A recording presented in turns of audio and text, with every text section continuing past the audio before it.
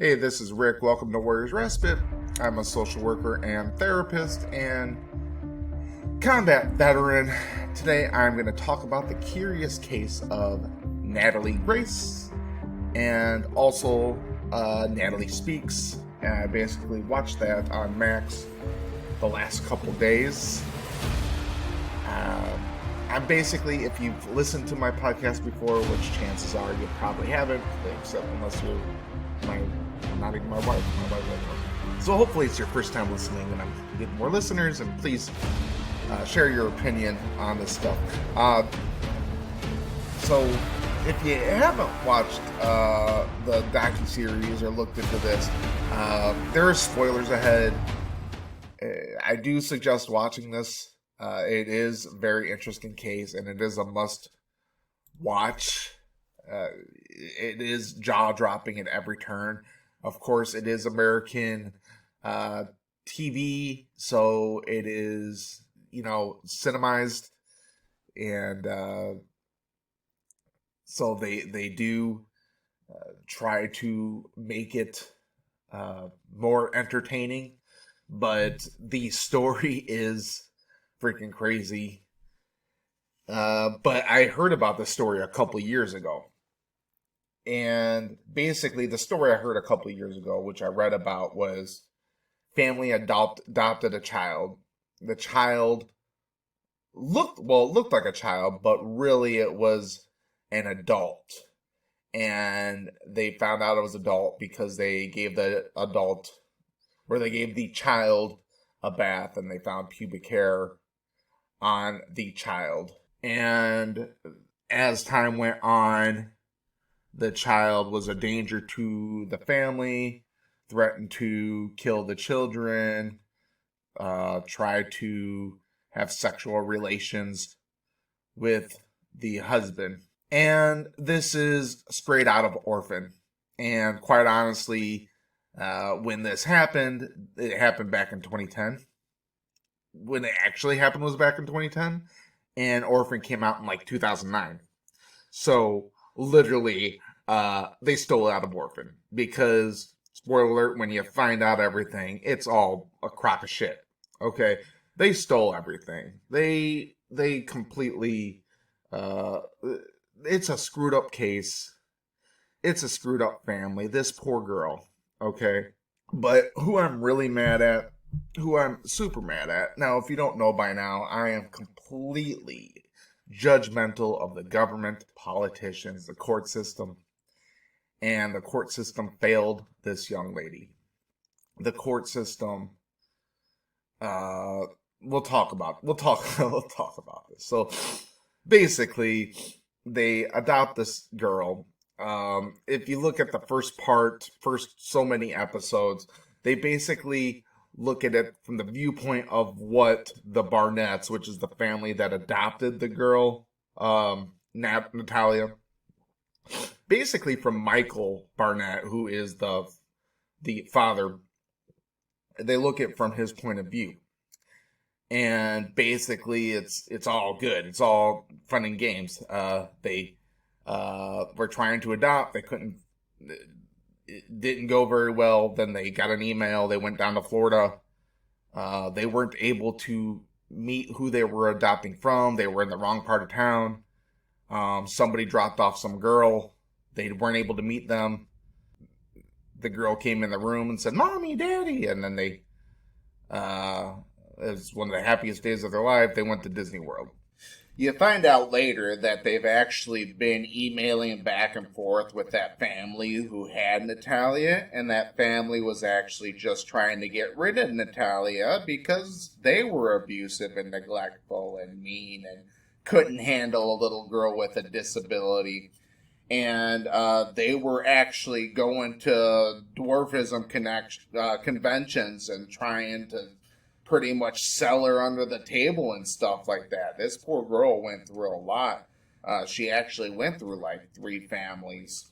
On top of that, they actually seen that family at Disney World, and when Natalia said, "Hey, look, it's Mom and Dad," Christine looked in on to Natalia and said, "I'm your mommy now." And then Things were good, and then a couple months later, things went bad. She became jealous. She started putting fecal matter on the youngest in the car seat and peeing on them and stealing their toys and trying to drop it in traffic and hoarding knives. Tried, sexually making sexual comments towards the dad. Just saying awful things about her. Tried to told the neighbors this, and then the neighbors got distant, and basically the night they went to Disney World, as I said, they which is the first night they had her, they gave her a bath. The mom gave her a bath, and so Michael Bennett, who's dad, I don't know, he's got a flavor for flair. The dude's the most annoying guy, and I want to take a bet. You know what I mean? I really do not like this guy. But as I said, she's given a bath. She looks down, sees pubic hair, calls Michael in the room. Christine's the mom. Brings Michael in the room, looks down. Oh my God! Says that she has her period early. Says that she's pulling out her teeth. Yeah, it's just crazy. Come to find out, it's all bullshit. But they were able to get her aged up. They go to a judge, and I feel like they are like manipulative. The family's manipulative. Okay, well, the family's cuckoo. Okay, so first of all, they present them in the beginning like they're just this, because they got a lot of money. They're driving around in nice cars and stuff like that. Westfield, Indiana. Nice house, nice neighborhood, and I feel like what happened was, well, part of what happened was they have a son. He's a genius. Christine, who's very much, well, she doesn't get a chance to speak in this. It's everybody against her. So Michael's speaking, who's dad, and they're divorced now. And Natalia gets to speak against her. The son, Robert, I think his name, I can't forget his name. But everybody gets to speak against her. She doesn't speak in this. So she stays out of this. But from what I gather, she feels like she has the prowess to parent this genius. And she's going to turn Natalia into a genius. But she can't do it. So she starts pepper spraying her and punishing her. But she starts acting like from the sound of things, she wants Natalia to tell her who she really is. And when she pulls out her teeth, which basically her baby teeth are coming in, she pepper sprays Natalia because she says she's pulling out her teeth, which is disgusting. She makes Natalia do calculus, because an adult should be able to do calculus. I wouldn't be able to do calculus. I don't know if it's calculus or complicated math. And she pepper sprays her. She makes her, according to Michael, she makes her stand up against the wall for hours and defecate herself and pee herself and stuff like that all day, all night, until she tells her who she is. And this is a 6, 7, 8-year-old girl. So they kind of bully, it sounds like they kind of bully this doctor into maybe she needs to age up. But I don't think the doctor, from the sound of things, the doctor didn't want to age her up to 22. The social worker, which was Susan Witten, this kind of pisses me off here. So I looked up Susan Witten in Indiana, because I'm an Indiana social worker. Susan Witten, I found Susan Witten in the Indianapolis Fisher area. And all her profiles were taken down, because she was named in this documentary. So Susan Witten, pretty sure she's in hiding. She apparently diagnosed her with schizophrenia. And so I guess that was used in the evidence to age her up. Now, social workers are going to make mistakes. Personally, as a social worker, I specialize in trauma. I'm going to diagnose depression, anxiety, addiction, trauma. Something like bipolar, something like schizophrenia, schizoaffective disorder, like something psychotic, I'm going to refer to a psychiatrist. Something that requires medication assisted treatment. I'm going to have psychosis involved. I am going to refer to a psychiatrist for diagnosis, especially because something like schizophrenia, that requires monitoring. I am not, as a social worker, an outpatient, me personally, I don't feel comfortable diagnosing someone with schizophrenia. I'm just not going to do it.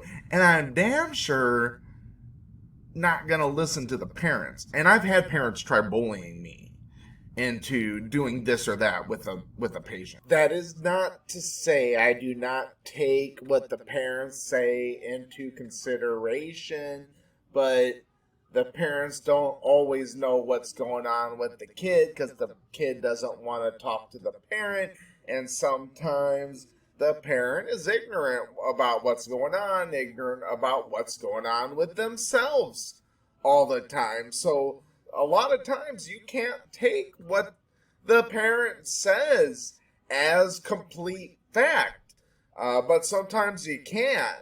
I'm going to listen to what I hear from the kid. And parents will get frustrated with me on that. And I will call DCS if I see problems. And I have called DCS. Whether or not the case is substantiated, I don't know.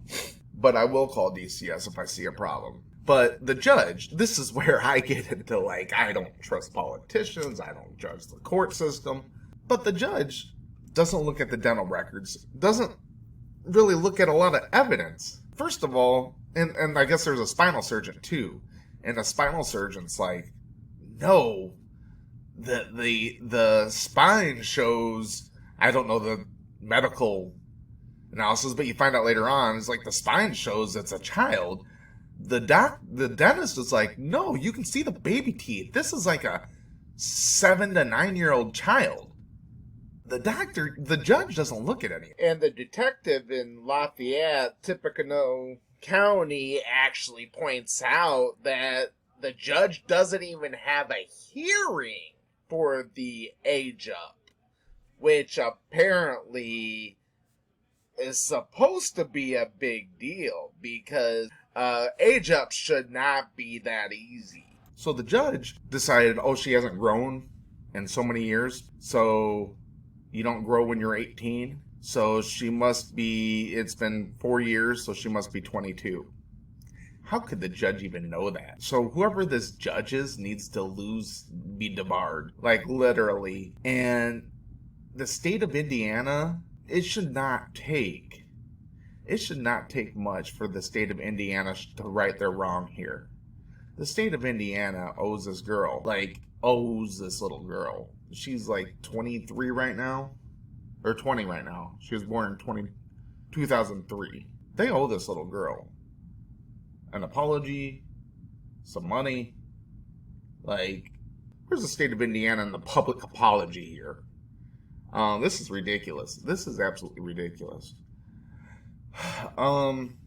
So anyways, what happened was they wanted this adoption, and they found out that this little girl was going to cost money and surgeries. Not even the money. I think they had the money. I think it was the time. They didn't want to spend the time healing and paying attention to her. They didn't want the commitment that it took to deal with this girl with the spondyloblast dysplasia. They didn't want to deal with that commitment. So they basically just got her aged up somehow. And then they put her in these apartments. And then at these apartments, mind you, like a 7, 8 year old girl, just left her there. Didn't even tell her what was going on. Just left her in these apartments. Oh my God. It just makes me sick just thinking about it. Just thinking about my daughter at 8 years old, just leaving her. And basically, the people at these apartments were cool with her at first, but she didn't understand boundaries, and she had no roommates, nobody to talk to. She was hungry. No one teaches her how to do anything. No one teaches her how to cook. And, like, she'd, like, wait for people to get home and then just be at their doorstep right away. And these people would get annoyed with her, and she'd be the talk of the town. And they'd have these stories about her that she'd get sexually, try to get sexually involved with their children and stuff like that. Listen, dude, they're making this crap up. No way an 8-year-old was trying to get sexually involved with your child, with your husband. But even when they found out that she was 8, they're like, no, she was proven she was 22. There was an old lady there. No, she was proven she was 22. She could not fathom the idea that she was like 8 years old then. She would not even entertain the idea that she was 8 years old. Because they were like, oh, she doesn't bathe for a couple days. She was 8. Of course she doesn't bathe for a couple days. That's what happens. Did she have soap? She didn't change her clothes for a couple days? Of course. Child alone, they're not going to change. They're not going to change their clothes. They're not going to bathe. They don't even know how to feed themselves, though. And nobody, because I'm pretty sure, assumed she was in her 20s. I don't know how you look at this little girl and say she was in her 20s. I don't even know. I'm looking at her this whole time. I'm looking at these pictures and stuff. I'm like, this is a traumatized girl. The look on her face. I'm like, this is a sad, pathetic, traumatized girl. She basically was abandoned. And then she went to this orphanage. And come to find out, I called it too. Before it came out, I called it that she was sexually molested. Well, I thought she was a sex slave. But come to find out, there was probably some kind of sexual molestation. I bet at that orphanage she was sold for sex. Which is very sad. She was abandoned by like 3 families, and all treat her like crap. Then she goes to this apartment, and everybody treats her like crap and lies about her. And one guy, apparently some dirty guy, was watching porn, and she's 8 years old, and brought her into his apartment and had her sit and watch it with him. And then they all made up these stories about her, that she went in there and did it with him. And she's like, he could have molested me, and nobody would have stopped it. So Michael Bennett and Christine Bennett let this happen. And they're acquitted. And the judge, the Marion County judge, allowed this to happen. Like, anybody who allow this crap to happen, allow it to happen. Like, it just boggles my mind. Anyways, I'm getting too emotional. When it comes to child abuse, child neglect cases, I get emotional. I'm watching this. I went to my wife. I'm like, we need to adopt a child. My wife's like, no, So the people in the apartment band together and want her out. So they take her out, or they evict her. They don't renew her lease. And the people rejoice. I think the people in that apartment building are trash. Maybe they didn't know, but they all made a bunch of stuff up about this little girl. Even if they don't think it's a little girl, it's this little disabled girl, and you got her kicked out. I'm sorry, dude. I'm sorry. Like, you're terrible. You're terrible people. You're terrible people. I have no empathy for you people. I can't even believe you let your face on TV and let yourself known as a terrible person. Like, you're like, hey, look at me. Here's my face. Look at kind of terrible person I am. I'm sorry, you're just a terrible person. And while all this is happening, The DCS social worker, thank God for her. I should get her name. The DCS social worker was great because maintains skepticism, but she can only do so much because she's legally an adult now, thanks to the incompetence of the judge, which I kept trying to look up the name of the judge, but I can't find it. Who needs to be debarred? Because that Marion County court system is trash. So is the doctor, and so is the social worker. Witten, don't know the doctor's name, that also helped her get aged up. All complicit in the child neglect and abuse case. But Michael kept coming in and grilling her about talking to DCS. They only came in to take care of her and feed her and help her bathe and get her cleaned up, and him and Christine, when DCS got involved or when adult services got involved. They never helped her at all until that happened.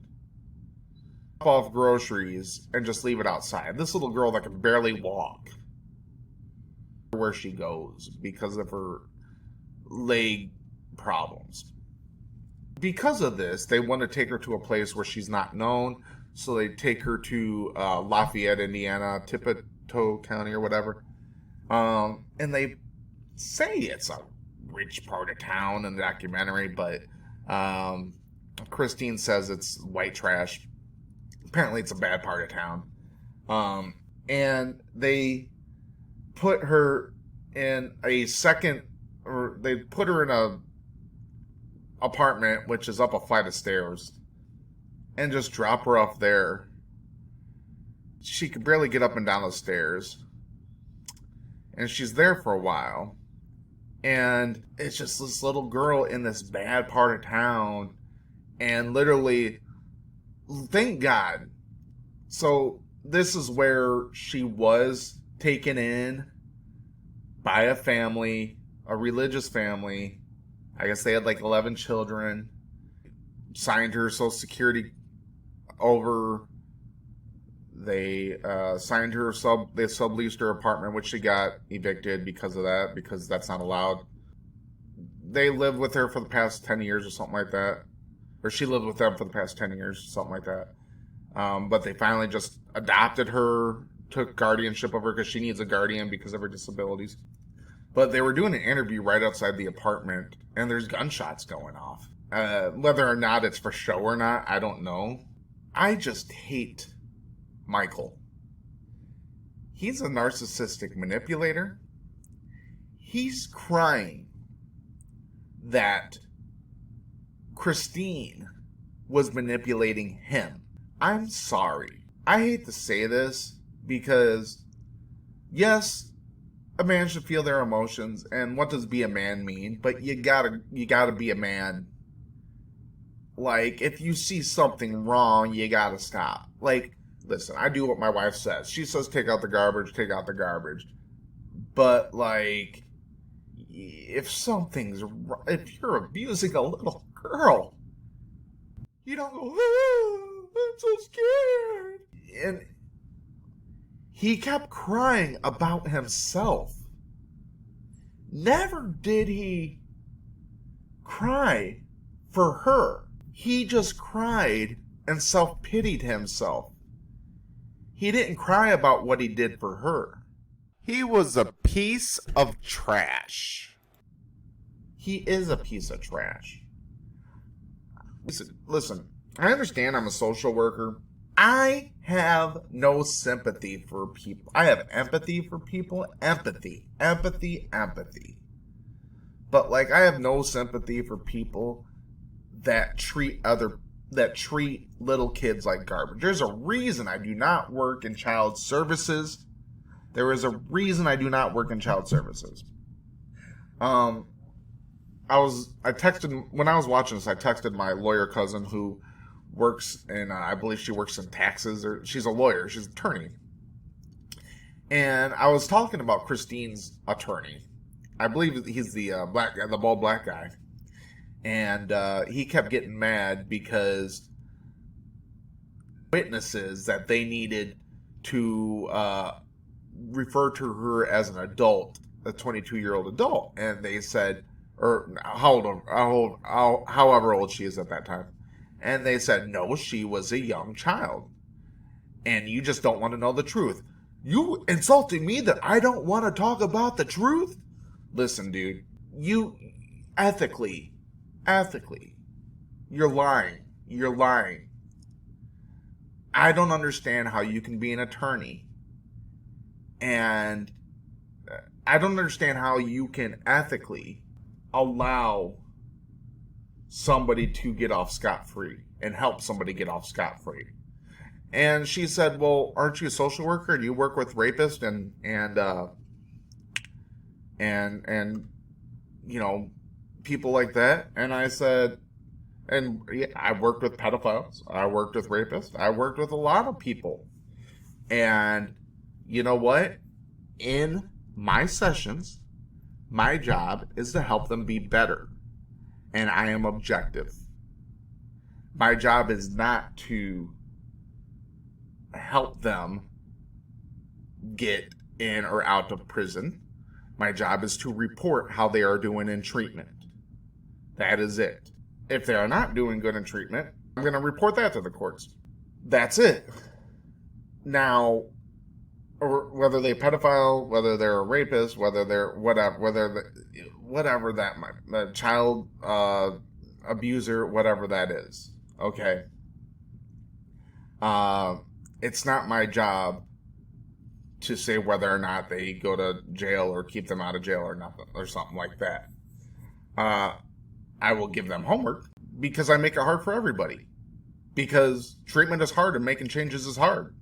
And I make it just as hard for them as I do for everybody. That's it. So I said, I think in order to do that, you have to be a sociopath or something. She's like, well, there's a reason I'm not a criminal lawyer. But she also said, thank God for sociopaths. So I don't know. I think that's trash. I don't think I couldn't be a lawyer for Christine or Michael Bennett. I think the lawyer's trash. If you know Michael Bennett sat there and made sure that this little girl was had to live alone in this apartment with nobody, that's terrible. I'm thinking to myself in the 80s. Oh my God. 8 years old, 1989, 1988, 1990, living alone. I couldn't handle it. This little lady who can barely walk is living alone. I couldn't handle that. Holy shit. That's crazy. How do these people get off scot-free? Now, he did make sure that she kept her power on. I guess Christine was trying to turn off her power and turn off her air conditioning and stuff, but Michael kept erasing the phone numbers and stuff so she couldn't call for help. There's no excuse, dude. There's no excuse. Like, I'm not... Yeah, and he's like, oh, everybody's looking at me as evil. Yes, you're evil, dude. You are evil. There's no way for you to justify what you did. There's no way for you to justify allowing this to happen. Not even allowing this for that long. For that long. You can't get out of it. The son needs to step up. He's just as guilty. I know he was a kid back then, but he's an adult now. I don't know if he knows. So there's a time where Natalia was accused of putting pledge in the mom's tea or coffee or something like that. I think her coffee. And then, so Natalia was cleaning next to, the way Natalia put it, she was cleaning next to the mom's tea, and the mom came in and spilled it, and then, or dumped it in the sink, not spilled it. I can't talk. And then she came back and then made Natalia spray it into the coffee and recorded it as if she caught her in the act. That's like, what? This poor little girl just getting gaslit left and right. The son, I forget his name, Robert or Jacob or something like that. And he said, I gotta make sure I look at my coffee cup or my drink and make sure no one sprayed in it. You're full of crap, dude. Tell the truth. You're just as bad now. You're acting like you're like she's a liar now. You know your mom's a liar. You know your mom's trash now because he admitted that she made you pee all over Natalia's stuff. All over her bed and stuff like that. Because the therapist told her to. Because that was treatment for reactive attachment disorder, which is caused by trauma in children. Which is a bunch of crap. No one told her that. So the son needs to speak up. The son needs to stop looking at the father. I guess, I don't know if that's the son with autism. I think it is. But, like, that might be a part of the reason why he's kind of looking for reassurance from the dad. And the dad isn't entirely ethical himself. So the son needs to speak up. And I want to go back to the lawyers or sociopaths. I'm not saying all lawyers are sociopaths. I think you got to be a sociopath to defend someone like Christine and Michael and have a clear conscience. Next, I don't believe for a second that Natalia was strong enough to pull Christine towards an electric fence. So there's a part in there where they're at this place where you can milk a cow in Indianapolis. And they said Natalia tried pulling Christine towards an electric fence.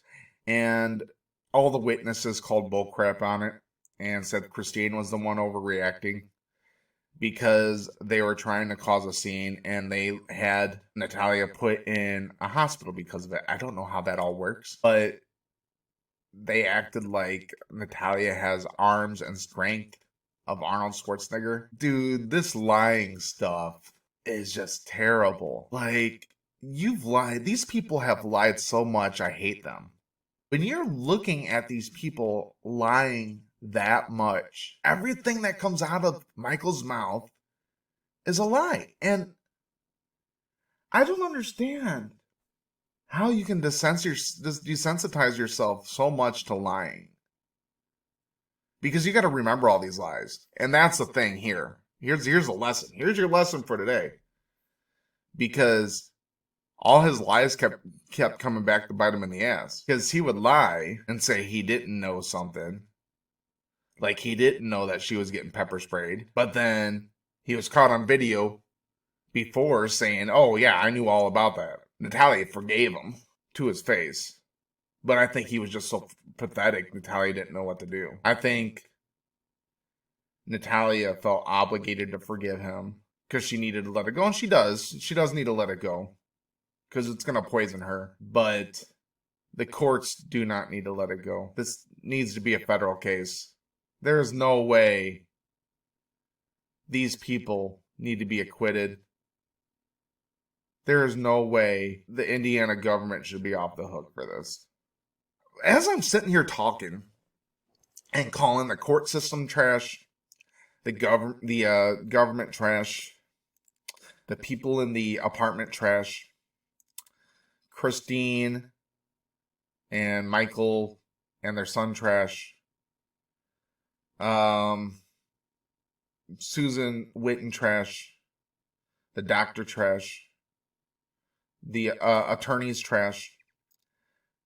I keep thinking, like, am I a bad person for judging all these people? Because I'm a flawed individual. Like, I've done so much bad stuff in my life. I have made some bad decisions. I've sat in jail. But here's the thing. Here's a difference between me and these people. I own my shit. When I do something wrong, I own it. I don't sit there and justify my wrongdoings. I don't justify neglecting and abusing a 8-year-old dwarf with disabilities. I don't justify supporting the abuse of an 8-year-old child with dwarfism with disabilities. If saying she's a dwarf is non-PC, I apologize. I'm a social worker. I should know that. I'm horrible at that stuff. So excuse me. But you gotta admit when you're wrong. You have to. You gotta have humility. You have to take a step back and say, I fucked up. And the people surrounding them need to hold them accountable. The people around need to turn around and say, you're wrong. The other judges, the other social workers, the other neighbors. Natalia sat with one of the neighbors, the nosy neighbor, I guess, in the neighborhood, and said, why didn't you say anything? She said, I was scared of Christine. Fuck that. Excuse my language, but fuck that. You're scared of Christine? Fuck her. I don't give a shit. If I see someone being abused, I ain't gonna think for a second. Fear? That's how you're gonna live your life? Afraid? You're gonna allow somebody, this little girl, you're gonna allow this little girl to be abused and ostracized and neglected because you're afraid. You poor baby. These people and their self-pity. Somebody's sitting there saying, put yourself in their shoes. Dude, I've been afraid. I felt the whiz of bullets flying past my ear. I know what fear is. I've been in combat. I know what fear is. And I'm not even saying I'm a good soldier. I know what fear is. I've almost died. Don't tell me what fear is. I've faced fear. You don't freeze during fear. You react. That's when you become a hero, not a coward. How do you sit there in this apartment and watch this poor girl who can't take care of herself and say, I want to get her kicked out because she's lonely, and make up stories about her being sexual? Just make up these stories. You're full of crap. I'm just very disturbed by the human race right now. Just looking at these people. This is not taking care of each other, people. We need to be taking care of each other. I feel like I do my best to take care of other people. And I'm a guy that's been used and abused my whole life. And I've acted out. I've acted out big time, but I think it's because I'm not saying I'm anywhere near the trauma that she's been in. Not anywhere near. But being used and abused, I can understand some of her behavior problems she's had. She's had behavior problems, but duh. She was backstabbed her whole life. She was unwanted her whole life. Her biological mother wants to connect with her, but she feels backstabbed by her biological mother. She feels backstabbed by everybody. She doesn't want to connect with her biological mother. Her biological mother gave up on her. Her mom wants to meet her, wants to have a connection with her, but she doesn't want it. Maybe one day. I think one day she will. Maybe. But I can understand that. And then there was at the end of the show, there was a kind of a cliffhanger from Antoine, who was the adopted, the new guardian father, who I thought was kind of a badass, but man, these people getting, like, I believe in spirituality, but like, tone it down, bro. Tone it down. Tone it down. But something about Natalia backstabbing him or something like that, so I wonder what that's all about. Apparently there's more drama. There's going to be a season 3, it looks like. So they're definitely milking this for all the money it's worth. And why not? I say get Natalia paid. Get her some money. Stop paying Michael. Give him the electric chair for all I care. I'm sorry. I don't like the guy. I don't know. Can I lose my license for this? I don't know. Someone's going to be like, he's slandering social workers and calling people trash. I wasn't watching this for the entertainment value. I was just really interested in what happened because I really thought that she was an adult from the news stories from years before. And now I feel guilty for not knowing the whole story. And I call myself out on not knowing the whole story and judging before I know the whole story. One final note. This girl's lived a life of trauma. I seen it in her face. She just wants to be heard. No one's ever believed her. No one's ever listened to her. And that's a terrible feeling. When you're not listened to. When no one believes you. That's just a terrible feeling. And if Natalia or anybody that knows Natalia ever hears this or sees this, I am a therapist in Indiana. I will give Natalia pro bono services. So connect with me on, you can find my link tree and all this stuff in the Spotify link or whatever. You can look me up, Richard Rogers, LCSW. I'm like the only social worker in Richard Rogers in Indiana, I believe. Find my Psychology Today profile. You can find my website, Warriors Respite Therapy. I work with Carmel Therapy. I work in Grow Therapy. And anybody else in Indiana, Illinois, or Arizona. But anyways, for everybody else, you can find my podcast weekly on Mondays, Apple, Spotify, and Amazon. You can find me on YouTube, Twitter, Facebook, Instagram. Please follow me. Read my blog too. It's on warriorsrespitetherapy.com. I have some good stuff on there. I'm going to start trying to write blogs weekly. Also check out my other podcast that I do with some friends. It's called Spit Take Podcast. A little more colorful. A lot more cussing and joking around about pop culture. But it's fun. A lot more adult oriented. And thanks for watching. Stay mangled and strangled in peace. Peace out.